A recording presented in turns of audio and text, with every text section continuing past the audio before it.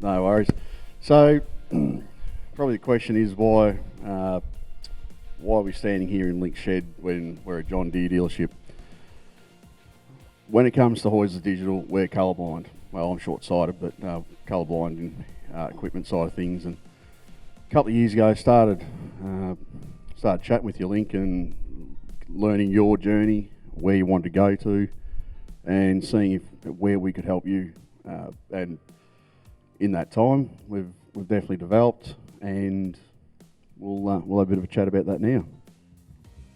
Yeah, a few years ago, like I'd been using the nutrient product Echelon, and they sort of had big ideas for it, but it just never eventuated, and I was mucking around with it for a couple of years, and I could even do up variable rate maps and that, and somehow, I can't even remember how I did it now, but I'd managed to get them off my iPad and eventually loaded onto me Trimble screen in the seeder for variable rate phosphorus and that. But it just seemed like, I don't really know what happened, but it just got nowhere, the old Echelon thing, and I think you might have I joined Hoyslers. Yeah. And after that, like I was sort of wondering where to go, whether to get SMS Ag Leader, is it? I don't know, something like that. Yep. And I'm pretty sure you guys approached me after that. I think Jamie from Nutrien started working, and yeah, we had Jamie join us for a little bit, and he's back at Nutrien now. But I'm glad that Jamie popped out for a chat on the day. So yeah, and it just sort of went from there. Like Jord come and got me onto operations centre and that, and he was going on about this PCT that, and I had no idea what PCT was. I'm like, what the fuck is he going on about? Then he signed me up for it, got the PCT Ag link to the operations centre, and it's just, I don't know, I'm a simple guy, and it's just a simple process to get things done on it, like doing up me variable rate phosphorus maps. Like I just keep it pretty simple, but I found it easy to get them done on the program and upload them into the Trimble screens on me tractor and that. It's a very simple process of doing it, just with the My Transfer app. Just selecting what screen you're running, and basically it looks like you can use My John Deere for everything, in it, any sort of brand pretty much it looks. So that's where Operations Centre's gone from where things were even a decade ago with Apex, and being locked into, you had to have John Deere data to work with a John Deere platform, where now Operations Centre is very open to not just Deere data, looking at Case and other manufacturers. So, and even if we look at, say, Matt, where we've just been, well, Matt's running similar header to yourself. He's running a Patriot as well. Yep. So a bit of that mixed bag. When we do go to Al Ferriers, well, Al's got a contractor that comes in, and depending on who you can get at the time, Al, it depends on that's whatever colour it is. So where you don't necessarily, you want to have flexibility. That's probably the big thing there, Link. Like it's got to be simple, but you need to be flexible at the same time. Yeah, that's right. And it's good, simple technology, or you can get whatever you want out of it, I suppose, if you really want to push the limits. But I just keep things simple, that, having all the NDVI yield data and me variable rate maps and all that, like at the tip of my fingers, just on my phone, just open up the app and that, and you can transfer it all in simply. It's just a good, it's a good platform really, and it seems to be improving. And I just don't think Case, they're not really getting anywhere with that stuff at the minute. I don't think. I think John Deere seem to be far ahead of the game compared to them. So, thinking about what you're using now in your business system, so you're also using production-wise? Yeah, so I've been using that for a long time, just for me records and that, just, punching in spray records or inputs and all that. And yeah, it's good, but I'm thinking that I'll try and eventually just start using Operations Centre just for all that. Just try to have everything all in the one place now, like all the precision ag side and the record keeping and if there's data that you might not necessarily be able to get into Op Centre, such as soil tests through John Deere, that's where PCT comes in and starts to house that data as well. Yeah. So it seems like they're complement each other pretty well. Those two products, like that PCT is just such a good program for doing up my variable rate maps and overlaying something and just checking it out that way. So yeah, I've been pretty happy with it. Yep. And it's just looking at things over time too. It's not trying to take off more than you can chew straight off the bat. It's just the approach that you've got of just little by little. Before I turned up, you had a solid foundation with your client farm field, your boundaries, your guidance lines, and your equipment's on 3 metres. You're running controlled traffic, like you had that side of the system working well. That's just on the digital side of things that you were looking for that assistance. I just needed to get a bit further, and you've been good to deal with it all, like getting all the boundary maps out of me machine and setting it all up originally on Operations Centre. It seems to all be running pretty smoothly now. I'm not the best still with a lot of stuff and uploading data, and I had John O call in here a year or so back because I uploaded me sowing data under my John Deere, and it seems like I put a lot more other rubbish on there than I should have. I think there was like some of our Warrakuri farms from up at Hopeton, like I had that stuff on my screen. I don't know how that got there, whether O'Connor's had done something. Well, actually, that probably actually leads into a really important point. Is data. I know data security can be a hot topic, but just a simple instance that someone has a USB with somebody else's data on it can be simply transferred onto your machine. It's a bit of a tricky one to manage it at time. Or what I should say is you got to be really on the ball with your data management. So that was a bit of a muck up, but I'm getting. It's either that or you're going to a hell of a lot of hectares in a pretty short period of time. I was impressed. All of a sudden, I had about 30,000 acres, I reckon. Geez, you're going all right. Time for another boom.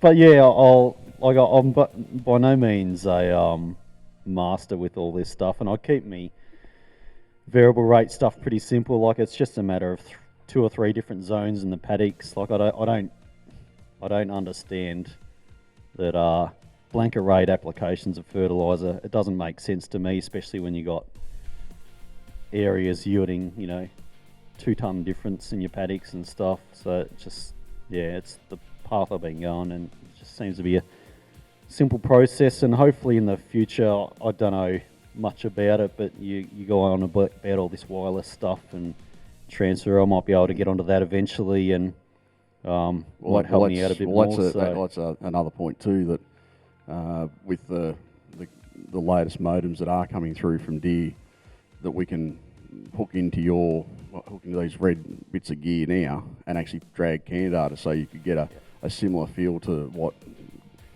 the green guys have got here. Seeing fuel usage. We might not get your alerts and that CAN data, but your basic CAN data, your fuel, your revs, all that sort of machine information that you start to give you insights there as well.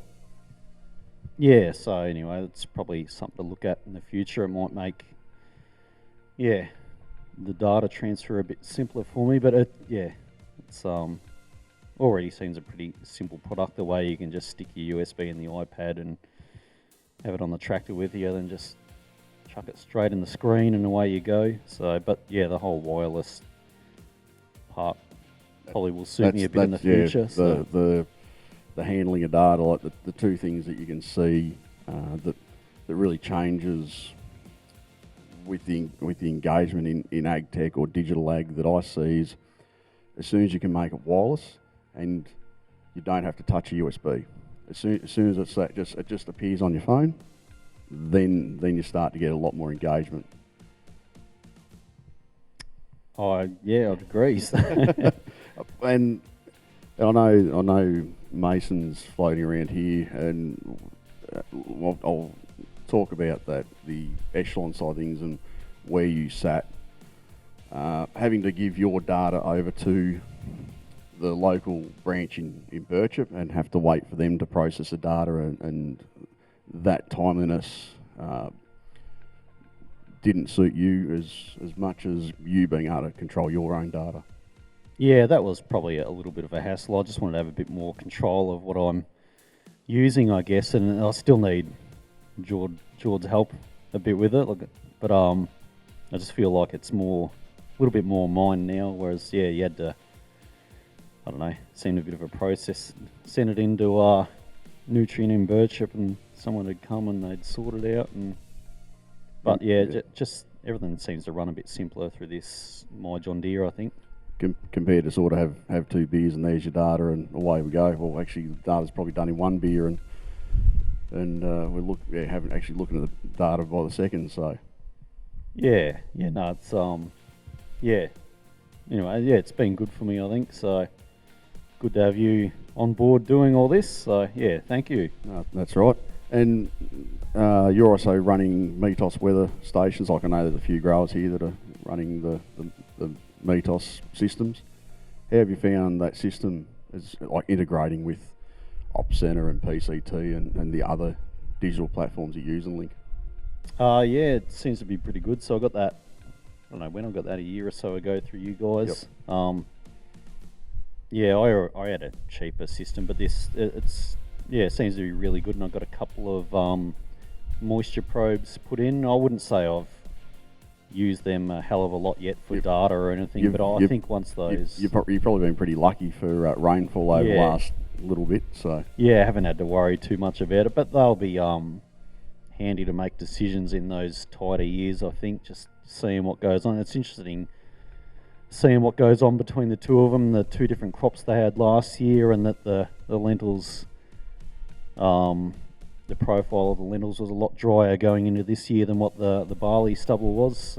Just little things like that. But now if you looked at that data, the profiles are caught up and pretty. Yep. Yeah. So they're very much caught up again. So they're pretty well full profiles at the minute. Which is a good problem to have at this time of the year. Yeah, exactly. It's ideal scenario, really. I'll ask for any questions. Has anyone got any questions for Link, or want to questions, comments that want to be made? Hey, with that new motor, George, will it be a two-way transfer? Will that be? Can you send to the machine, or it's just a? That's just purely just a CAN data location at this point in time. But Dunk, that would be definitely that would be the dream, to actually be able to push data to and from. So probably the solution that we have for Link at the moment is actually putting. Well, I think we're talking G5 and 7,000 receiver. That's probably the solution that we'd be looking at into the future.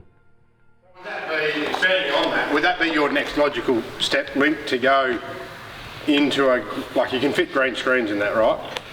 To go into that, and then I guess the second part of the question is, how easy is that to retrofit, George? Wherever Jamie Petrus was meant to be today, he would have been the man to ask. Having kits or having aftermarket kits now to retrofit into say a case header or a tractor makes it a lot easier and a lot more cost effective to be able to put John Deere Precision Ag hardware onto competitive machines, and also be running the CAN system, ISO bus, having that same feel, that same touch feel as if it was a integrated machine.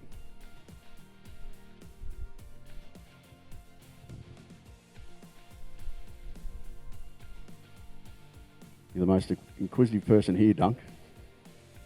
Well, the one full of questions today. Anyone? Harry, you no questions? No. No worries. Well, thanks, Link. I really appreciate you hosting us for lunch here today and talking about where you are on your journey and where you're going in the future. No worries. No, thanks for your help. It's been good. Very good. Thank you. Can we give it up for Link and appreciation for today?